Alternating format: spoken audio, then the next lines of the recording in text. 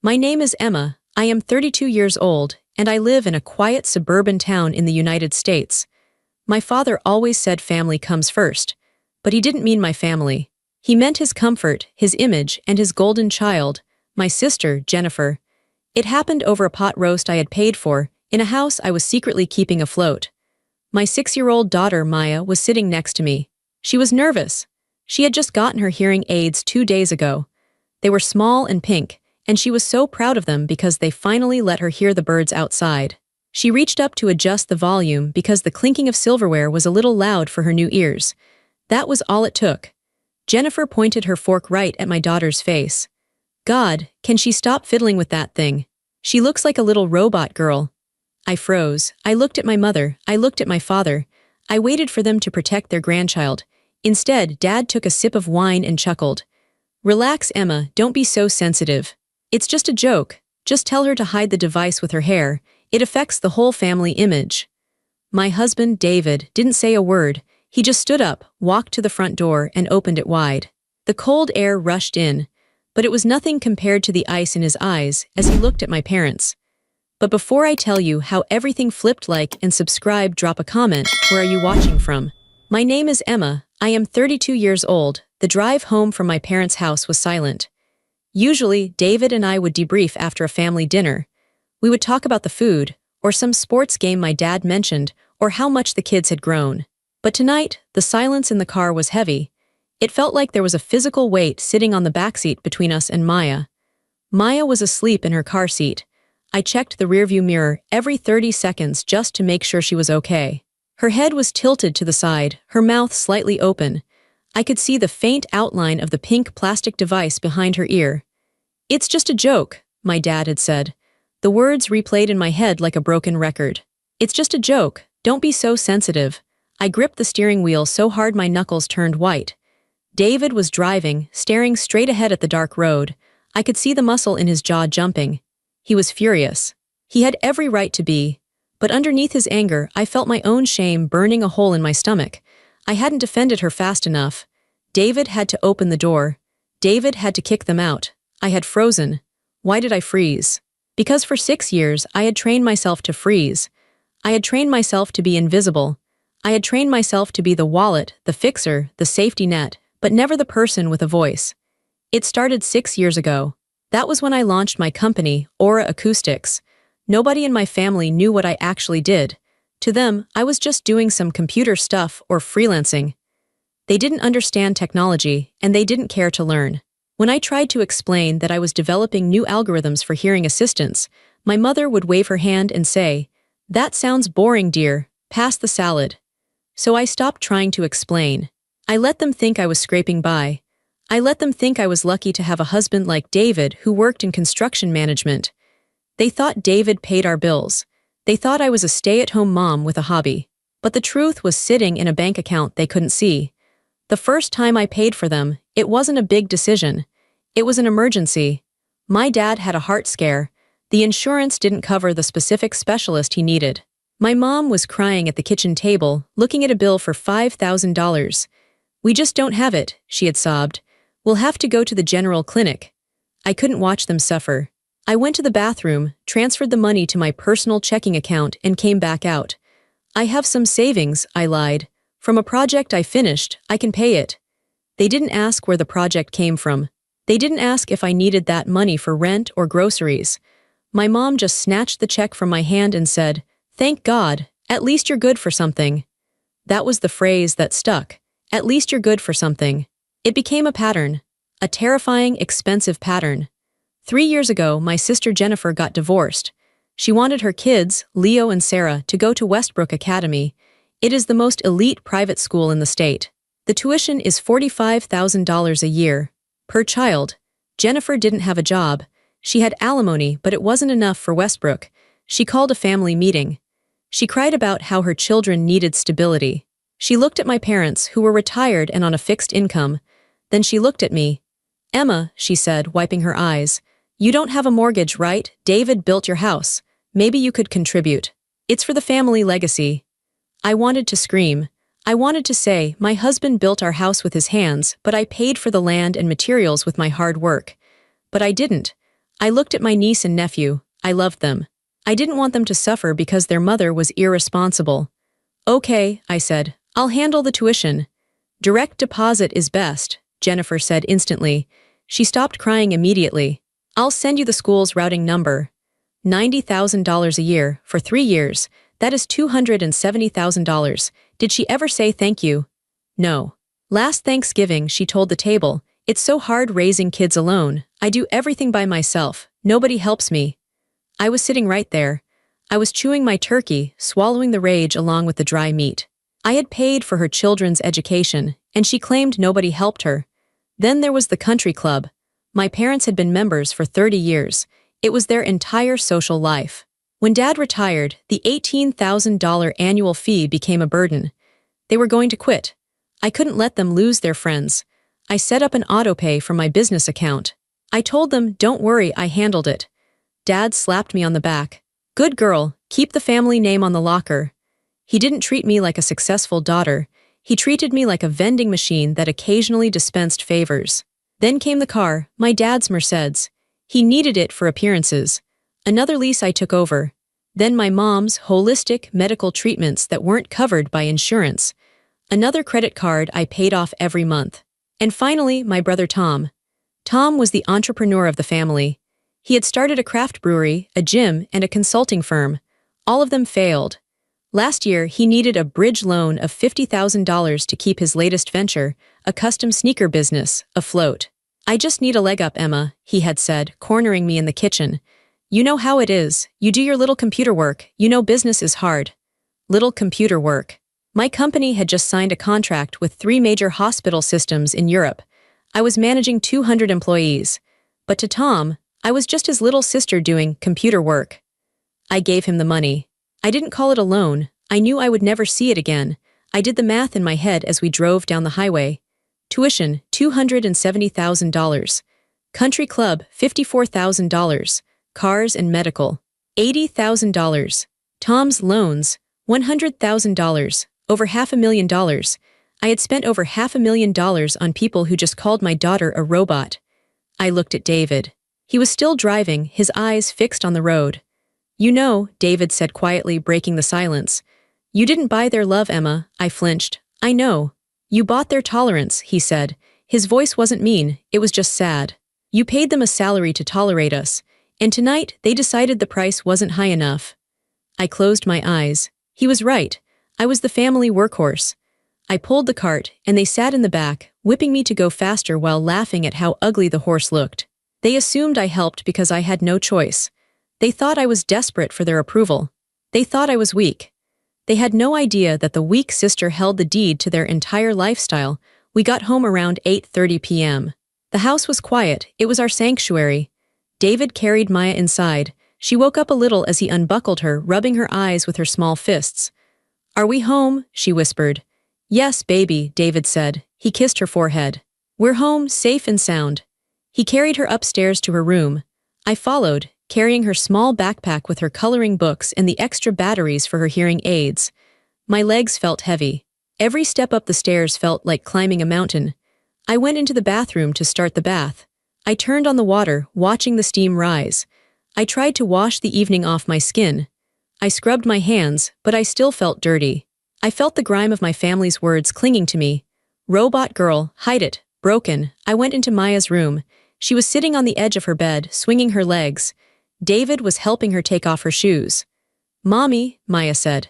I forced a smile. I am good at masking. I have done it my whole life. Yes, sweetie, ready for a bath. She reached up and touched her ear. She carefully pulled out the left hearing aid, then the right one. She held them in her hands. They were small, high-tech pieces of engineering. My engineering. I had designed the compression algorithm that made them work so well in noisy environments. I had built them to help people like her. She looked down at the pink plastic devices. Grandma said I'm broken, she said. Her voice was so small, it wasn't a question really. It was a statement. She was checking a fact. My heart stopped. The room went silent. I looked at David. He looked like someone had punched him in the stomach. I knelt down in front of her. I took her small hands in mine. No, Maya, look at me. She looked up. Her big brown eyes were filled with tears that hadn't spilled yet. Grandma. Grandma was wrong, I said, my voice shook. You are not broken, you are perfect. These, I pointed to the hearing aids, these are just like glasses. You know how Daddy wears glasses to see better. These help you hear better, that's all.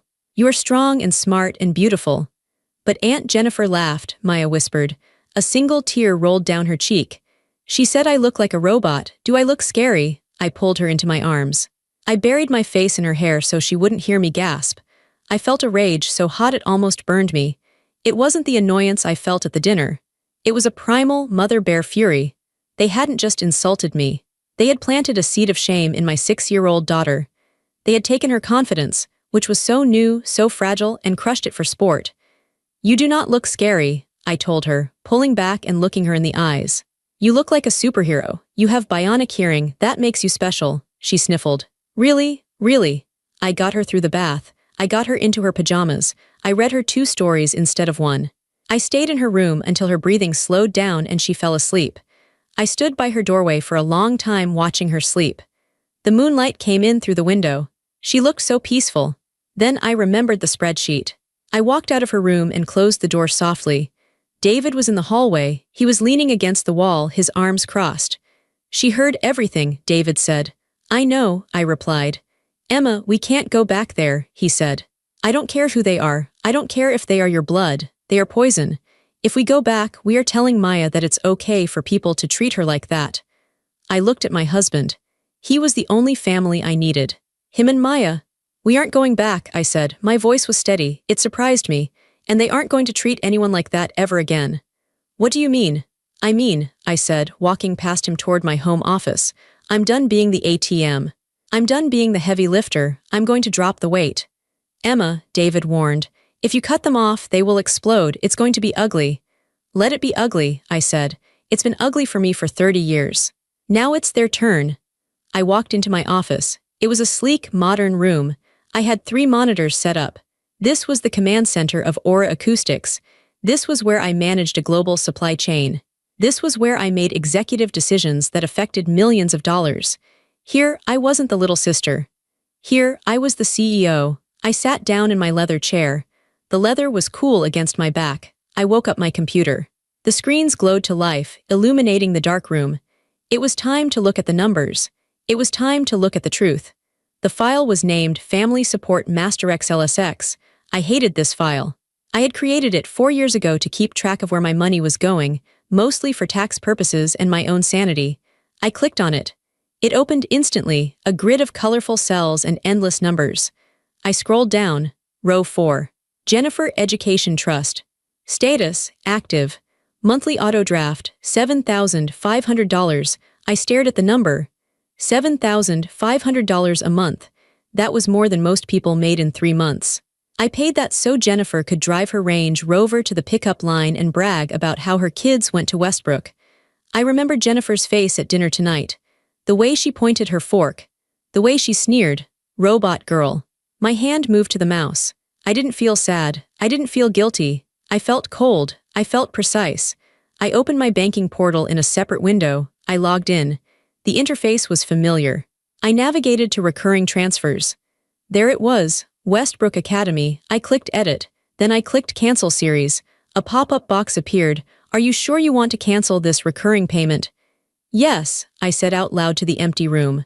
I am sure. Click Status Cancelled. I went back to the spreadsheet. I highlighted the row red. Next, row 12, Mom and Dad Country Club membership. Status Active. Monthly auto draft, $1,500. I thought about my dad. It's just a joke. Don't be so sensitive. He cared more about his golf handicap than his granddaughter's dignity. He wanted the prestige of the club, but he didn't want the daughter who paid for it. He wanted the money, but he didn't want the connection. Fine, he could have the connection or lack thereof. I went to the bank tab, found the country club transfer. Click Cancel, Confirm, Gone. I felt a strange sensation in my chest. My heart was beating slower, not faster. It was a release. Every click was like cutting a heavy sandbag off a hot air balloon. I was getting lighter. Row 15, Dad Merced's lease. Status Active, Autopay, Cancel. Row 22, Mom Dr. Arrington Specialist. Status Active. Credit card on file. I logged into the credit card portal. I removed my card from the authorized user list for the clinic. Cancel. Row 30, Tom Business Support Loan. Status, monthly transfer $2,000. Tom. My big brother. The one who used to lock me out of the house when we were kids. The one who told me my business idea was cute, but would never scale. He was using my money to pay rent on a warehouse for shoes that nobody was buying. I didn't just cancel the transfer. I called the bank's automated line to put a stop payment on the check that was scheduled to go out tomorrow morning.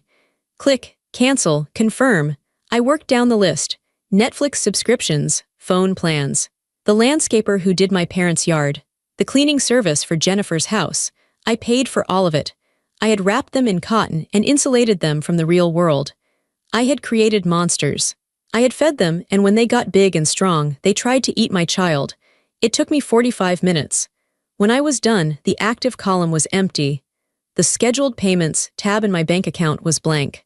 I sat back in my chair. The room was silent. My phone was sitting on the desk. It was black and quiet. It was 11 p.m. They were all asleep.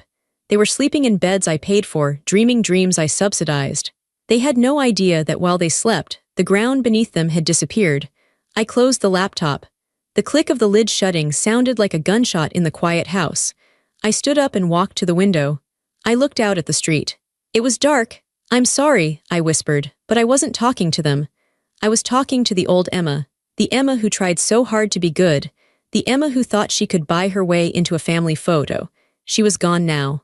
And the woman who replaced her wasn't writing any more checks. The morning started like any other Tuesday. I made coffee. I made oatmeal for Maya. I packed her lunch, a turkey sandwich cut into star shapes. I put a little note in her lunchbox that said, "I love you, Supergirl." Maya seemed okay. Kids are resilient. She was playing with her cereal, but she wasn't wearing her hearing aids. They were sitting on the counter. "Do you want to put your ears on?" I asked gently. She shook her head. "Not today." "Okay," I said. I didn't push. "Maybe later." That small refusal, her fear of her own device, hardened my resolve like concrete. David took Maya to school. I stayed home. I sat at the kitchen island with my coffee and my phone. It started at 9:15 a.m. My phone buzzed. It was Jennifer. I didn't answer. I took a sip of coffee. It buzzed again immediately. Then a text, "Jennifer, Emma. The school just called. They said the tuition transfer bounced. It's embarrassing. Fix it ASAP." I stared at the screen. "Fix it, not please." "Not is something wrong, just a command," I typed back. I canceled it. I watched the 3 little dots appear instantly. "Jennifer, what do you mean you canceled it? Is this a joke? They are going to kick Leo and Sarah out of class if it's not paid by noon." "Emma. Then you should probably go pick them up." My phone started ringing. Jennifer again. I declined the call. 5 minutes later my dad called. I let it go to voicemail. 10 minutes later the house phone rang. We still had a landline for emergencies.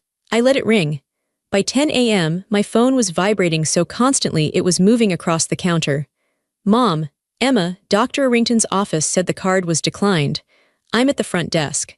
This is humiliating. Call them now." "Tom, yo, the transfer didn't hit. I have a vendor waiting." "What's going on? Dad, pick up the phone. The club manager just called me. They said our membership is suspended for non-payment. Do you have any idea how bad this makes me look?" It was a symphony of entitlement. Not a single person asked if I was okay. Not one person asked if I had lost my job, or if I had been hacked, or if I was sick. They only cared that the tap had run dry. I finished my coffee. I washed the mug. I dried it and put it away. Then I sat down and sent one group text to all of them. "Mom, Dad, Jennifer, Tom, Emma, I am no longer funding your lives. The transfers are canceled. The cards are closed. Do not ask me for money again. Handle your own expenses." I put the phone down. The reaction was nuclear. Jennifer sent 20 texts in a minute. She called me selfish, cruel, a monster. She said I was punishing innocent children. "Jennifer, how can you do this to Leo and Sarah? They love that school. You are destroying their future because of a little joke at dinner. You are psychotic." I replied, "You can pay for their future. You are their mother." Tom texted, "I'm going to lose the warehouse. You promised to help. We had a deal." I replied, "We didn't have a deal. I was giving you a gift. The gift is over." My dad left a voicemail. I listened to it on speakerphone. His voice was shaking with rage.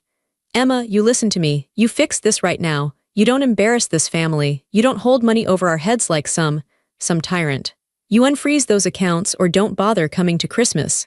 I laughed. It was a dry, humorless sound. Christmas? He thought threatening me with less time with them was a punishment. David, I called out. David had just walked back in the door. Yeah, we're free for Christmas, I said. He looked at my phone, which was lighting up like a disco ball. He looked at the calm expression on my face. They noticed? He asked. Oh, they noticed, I said. Jennifer is getting kicked out of Westbrook. Dad lost the club. Mom is stuck at the doctor's office. Are you okay? David asked. He walked over and put his hands on my shoulders. I took a deep breath. Was I okay? My family hated me. They were calling me names. They were panicking. Their lives were falling apart because I refused to carry them anymore. But then I looked at the counter where Maya's hearing aids were sitting. I thought about her face when she asked if she was broken. I'm better than okay, I said. I'm free. But it wasn't over. I knew them. They wouldn't just text and call. They would come here. They would demand a face-to-face. They would try to bully me into submission like they always did. They thought I was just throwing a tantrum. They thought I would cave in an hour. They were about to find out that I wasn't just a sister or a daughter anymore. I was a CEO who had just fired her worst employees. Around noon, a car pulled into the driveway. It was my parents. Dad slammed the car door so hard I felt it in the floorboards. Here we go, David said, stepping in front of me. No, I said, moving him aside gently. I've got this. I walked to the front door. I didn't open it. I waited. Dad pounded on the glass. Emma, open this door. We need to talk. I unlocked it and opened it. I stood in the doorway. I didn't invite them in. What is wrong with you? Mom screamed. She looked frantic. Her hair was messy. Do you know how embarrassing it was? The receptionist cut up the card in front of me. You cut us off, Dad shouted. His face was red. Because of a joke. You ruined the family over a joke. It wasn't a joke, I said. My voice was low and steady. It was abuse, and I'm done paying for my abusers to live in luxury. Abusers? Dad scoffed. We are your parents. We gave you life. And I gave you a lifestyle, I said. For 6 years, I paid for everything, and you treated me like dirt. You treated my daughter like a freak. We didn't, Mom cried. We love Maya. Jennifer was just. She was just stressed. She didn't mean it. She meant it, I said. And you laughed. You all laughed. So what? Dad yelled. You're going to bankrupt us. You're going to let your brother fail. You have the money. We know David makes good money. You're just being greedy. I stared at them. They still didn't get it. They thought this was David's money. They thought I was hoarding my husband's earnings. David doesn't pay for your lifestyle, I said. What? Mom frowned. Of course he does. You don't work, you just do your little computer thing. It was time. Come inside, I said coldly. Sit at the table, I have something to show you. They looked confused by my change in tone. They walked in hesitantly. They sat at the dining room table. I walked to my office and grabbed my laptop. I brought it out and set it down in front of them. You think I'm a freelancer, I said. You think I'm a housewife with a hobby. I turned the laptop around so they could see the screen. I had pulled up the Aura Acoustics annual report. My face was on the cover. The headline read, CEO Emma Henderson leads Aura to $1.2 billion valuation. Read it, I said. Dad squinted at the screen. He adjusted his glasses. He read the headline. He froze. Mom looked at the picture, then she looked at me. Then back at the picture. CEO, Dad whispered. Billion. I own the company, I said. I built it. Every dollar you spent, the tuition, the club, the cars, came from me, from my brain, from my hard work. The same hard work you mocked. The room went dead silent. The clock on the wall ticked loudly. Tick, tick, tick. They were staring at me like I was an alien. They weren't looking at their daughter. They were looking at a stranger. A very, very rich stranger. And here is the irony, I said, leaning forward, placing my hands on the table. My company makes medical devices. We make hearing aids. The device you mocked, the one Jennifer called robot parts. That device made me a fortune. That device paid for your country club. I saw the realization hit them like a physical slap. So, I stood up straight. Get out of my house, and don't come back until you learn some respect. But don't expect the money to ever turn back on. That part of our relationship is dead. The silence in my dining room was thick enough to choke on. My parents were still staring at the laptop screen. My face, their daughter's face, looked back at them from the digital annual report. Billion, with a B, my dad stammered. His voice was barely a whisper. All the bluster, all the anger he had walked in with had evaporated. It was replaced by shock. Yes, I said, with a B. My mother reached out a shaking hand and touched the screen as if she needed to verify it was real. But, you said you were doing freelance work. You said it was just projects? I told you I was building a company, I corrected her. 6 years ago, I told you I had a startup. You told me it was a cute hobby and asked if I could knit you a scarf instead. She flinched. She remembered. I could see it in her eyes. We didn't know, she whispered. Emma, we didn't know it was this. Because you never asked, I said. You never asked me a single question about my work, not once.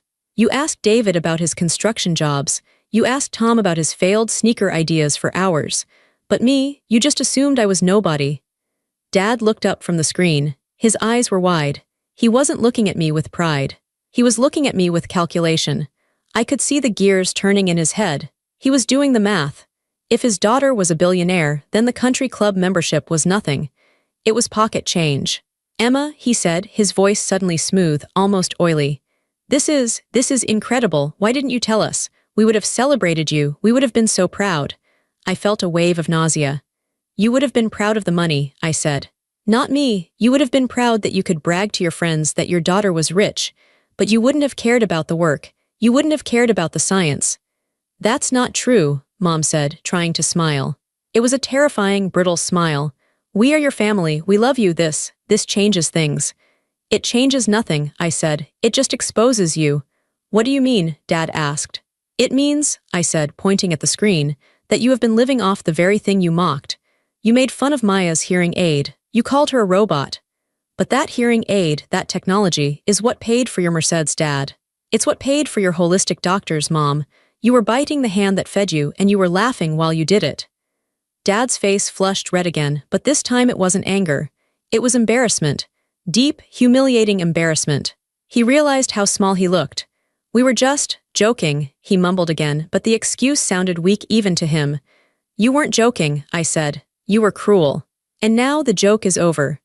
Just then my phone buzzed on the table. It was Jennifer, then Tom. They are texting you, aren't they? I asked. Mom nodded.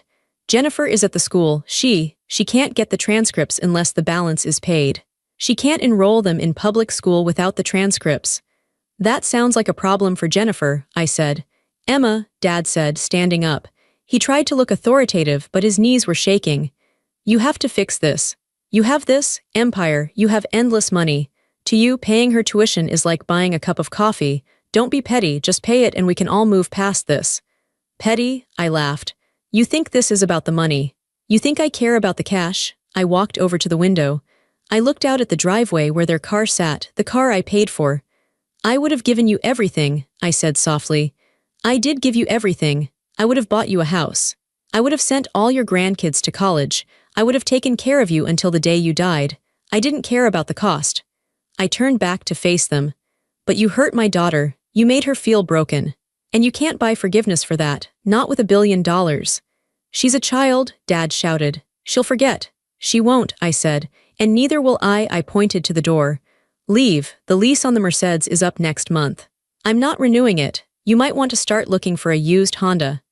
My dad opened his mouth to scream, but he looked at my face and stopped. He saw something he had never seen before.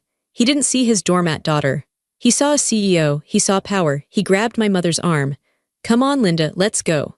But Mom started. Let's go, he snapped. They walked out. They looked smaller than when they arrived. They looked old. I closed the door behind them and locked it. I leaned my forehead against the cool wood. My heart was pounding, but my hands were steady. I had done it. I had revealed the secret. And the look on their faces, the shock, the greed, the shame, was worth every penny I had ever spent. The next 2 weeks were a masterclass in consequences. I didn't do anything malicious. I didn't sue them. I didn't slander them. I simply stopped. I removed my hands from the wheel of their lives, and without me steering, they crashed immediately. Jennifer was the first to fall. She couldn't pay the Westbrook tuition. She tried to negotiate with the headmaster. She tried to cry in his office. But private schools are businesses. No money, no seat. She had to pull Leo and Sarah out mid-semester. It was a small-town scandal. Everyone knew. The perfect mom who looked down on everyone else was suddenly filling out paperwork for the local public elementary school. I heard from a friend that Jennifer had a meltdown in the grocery store when her card was declined for a bottle of expensive wine. She had to put it back. Tom was next. My brother, the entrepreneur. Without my monthly injection of cash, his warehouse rent went unpaid. The landlord locked him out in 3 days. Tom tried to call me 50 times. I blocked his number. He had to move all his unsold shoes into his garage. His wife, who had gotten used to the lifestyle I funded, was reportedly furious. She told him to get a real job. For the first time in his life, at age 34, Tom had to update his resume. He got a job as a shift manager at a car rental agency. It was honest work. It was good work. But for Tom, who thought he was the next Elon Musk, it was a humiliation. And my parents. The country club was their identity. It was where they ate lunch, where they played bridge, where they gossiped. When their membership was revoked, they lost their social circle. Their friends stopped calling when they couldn't host dinners anymore. Dad had to return the Mercedes. I got an email from the dealership confirming the return. He had apparently argued with the sales manager for an hour, claiming there was a banking error. But the lease was in my name, and I had canceled the authorization. He ended up buying a 10-year-old sedan. Mom's holistic treatment stopped. She had to go to a regular doctor in her insurance network. She complained to anyone who would listen that her daughter had abandoned her. But here is the thing about small towns: people talk. And people knew me, they knew David. They knew we were quiet, kind people, and they knew my parents were snobs. The rumor mill didn't side with them. It sided with the truth. People started whispering, "Did you hear the Hendersons were broke?" Apparently, their daughter was paying for everything and they treated her like garbage. Their social standing crumbled like a sandcastle at high tide. I watched it all from a distance. I didn't feel glee. I didn't feel happy about their suffering. I just felt balanced. For years, the scales had been tipped. They took, I gave. They hurt, I healed. Now the scales were even. They were experiencing the reality of their own choices. One afternoon, I was at the park with Maya. She was on the swings, pumping her legs higher and higher. She was wearing her hearing aids. She had put them back on 3 days after the dinner. "Look, Mommy, I'm flying," she yelled. "I see you," I called back. I saw a woman walking toward me. It was Mrs. Gable, one of my mom's bridge friends from the club. I tensed up. I expected a confrontation. Mrs. Gable stopped near the bench. She looked at me, then at Maya. "She's a beautiful little girl, Emma," Mrs. Gable said. "Thank you," I said guardedly. "Your mother told us some things," Mrs. Gable said. She hesitated. "She said you cut them off. She said you were cruel." I didn't say anything. I just looked at her. "But then," Mrs. Gable continued, "I saw how your father yelled at the waiter last week before they were asked to leave. And I remembered how they used to talk about you. Always poor Emma, always Emma doesn't have much going on." She shook her head. I think you probably did the right thing. Good for you, honey." She walked away. I let out a breath I didn't know I was holding. I wasn't the villain. I wasn't the bad guy. I was just a woman who finally stood up. My lawyer called me a few days later. "Emma," he said, "your father contacted my office. He's asking if there is a way to restructure the support payments. He's calling it a family stipend." I laughed. "He wants a salary for being my dad." "Essentially," the lawyer said. "He says they have become accustomed to a certain standard of living." "Tell him," I said, "that the standard has changed. Tell him the Bank of Emma is permanently closed, and if he contacts you again, bill him for the hour." "Understood," the lawyer said. "And Emma, yes, I'm proud of you. Most clients cave, you're strong." "I have to be," I said, watching Maya jump off the swing and land in the sand, laughing. "I have someone watching me." 3 weeks after the dinner, on a rainy Tuesday evening, the doorbell rang. David was at work. Maya was in the living room watching cartoons. I looked at the security camera feed on my phone. It was my mother. She was alone. She wasn't wearing her usual designer trench coat. She was wearing a simple raincoat. She looked wet and small. I debated not opening the door, but she was my mother, and she was alone. I opened the door. "What do you want?" She didn't barge in. She didn't yell. She just stood there, shivering slightly. "Can I come in?" she asked. "Just for a minute, I promise I won't stay." I stepped aside. 1 minute. She walked into the foyer. She didn't go further. She dripped water onto the rug. She looked around the house, my house, as if seeing it for the first time. She noticed the artwork. She noticed the calmness. "I didn't know," she said. Her voice was shaky. "Didn't know what?" "I didn't know you were. This," she gestured vaguely at the air. "I didn't know you were successful. I didn't know you were strong." "I was always strong, Mom," I said. "You just didn't look." She looked down at her hands. "Your father, he's angry. He's so angry. He feels like a fool." "He should," I said. "He misses the car," she said. A weak attempt at a joke. I didn't smile. I miss us," she said. Tears started to well up in her eyes. "I miss Sunday dinners." I miss the family being together. We weren't together, Mom, I said gently. We were in the same room, but we weren't together. You were with Jennifer, you were with Tom. I was just the staff, I was the sponsor. That's not true, she sobbed. I loved you, did you? I asked. Did you love me when you let Jennifer mock Maya? Did you love me when you told me to hide my daughter's disability so I wouldn't embarrass you? She flinched. The truth hit her hard. I was trying to keep the peace, she stammered. Jennifer has always been difficult. I just wanted everyone to get along. So you sacrificed me, I said. You sacrificed Maya to keep Jennifer happy. That's not peace, Mom. That's betrayal. She started to cry harder. I'm sorry, Emma. I'm so sorry. I messed up. We all messed up. It was the first time in 30 years I had heard my mother apologize. It sounded sincere. She looked broken. Part of me, the little girl inside me, wanted to hug her. Wanted to say, it's okay, I'll fix it. Here's a check, stop crying. But I looked into the living room. I saw the back of Maya's head. I saw her adjusting her hearing aid without shame. I accept your apology, I said. Mom looked up, hope lighting her face. Really, so, can we fix this? Can we go back to how it was? No, I said, the hope vanished. I forgive you, I said. For my own peace, I forgive you for being weak. I forgive you for not protecting us. But we are not going back. You don't get access to my life anymore. You don't get access to my daughter. But, family, she whispered. Family protects each other, I said. You didn't protect us. You are welcome to call on birthdays. We might come to Thanksgiving in a few years. But the money, the support, the constant access, that is gone forever. She stared at me. She realized I wasn't punishing her. I was setting a boundary, a permanent, concrete boundary. And Mom, I added. Yes, you said you didn't know I was successful. You said that's why you treated me that way. She nodded. That makes it worse, I said. You didn't value me when you thought I had nothing. Why would money change that? If you only love me because I'm a CEO, you don't love me at all. She stood there for a long time. The silence stretched. Finally, she nodded. She understood. Okay, she whispered. Okay. She turned around and opened the door. The rain was still falling. Goodbye, Emma, she said. Goodbye, Mom, I said. She walked out to her car. I watched her drive away. I didn't feel sad. I felt clean. I felt like a wound that had been infected for years was finally cleaned out and stitched up. It would leave a scar, but it would heal. 6 months passed. The change in our house was physical.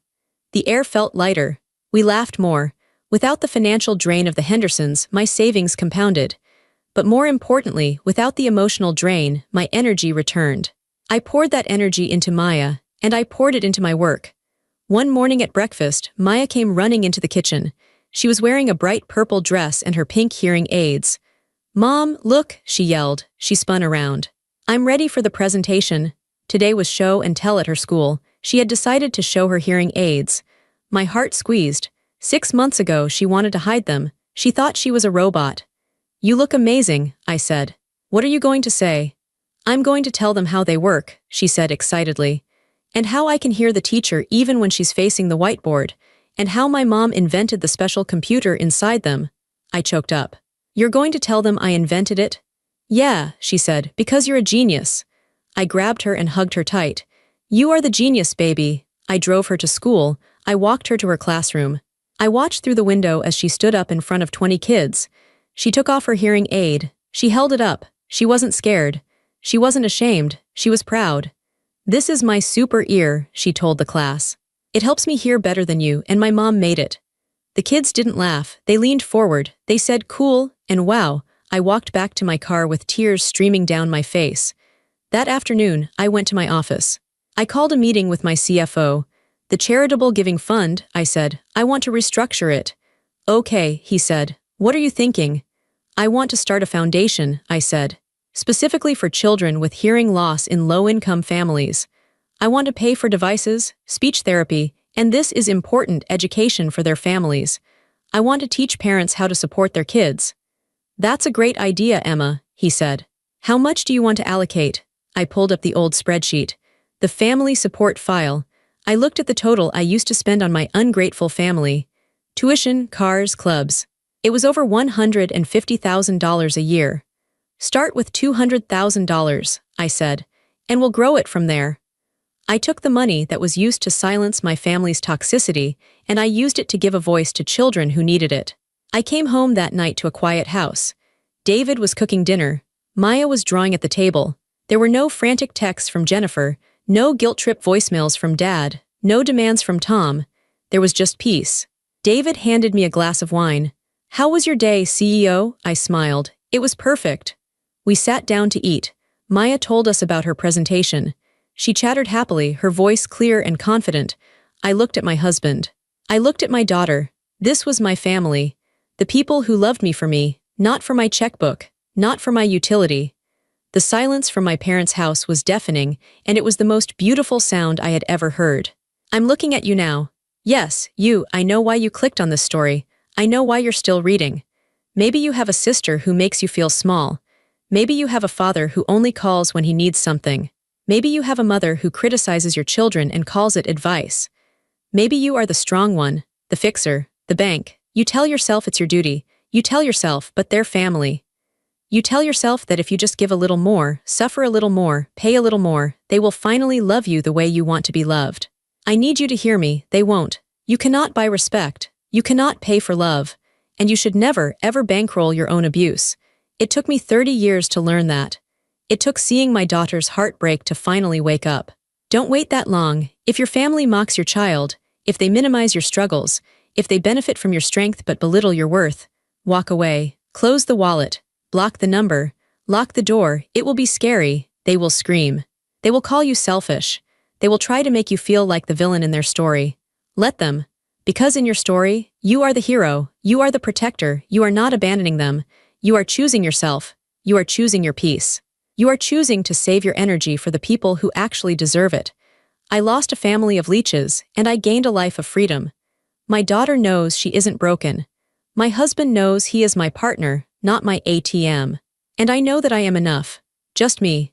Not Emma the CEO, not Emma the savior, just Emma. And that is worth more than all the money in the world. So take a deep breath. Look at the spreadsheet of your life. And don't be afraid to click cancel. Your peace is waiting on the other side.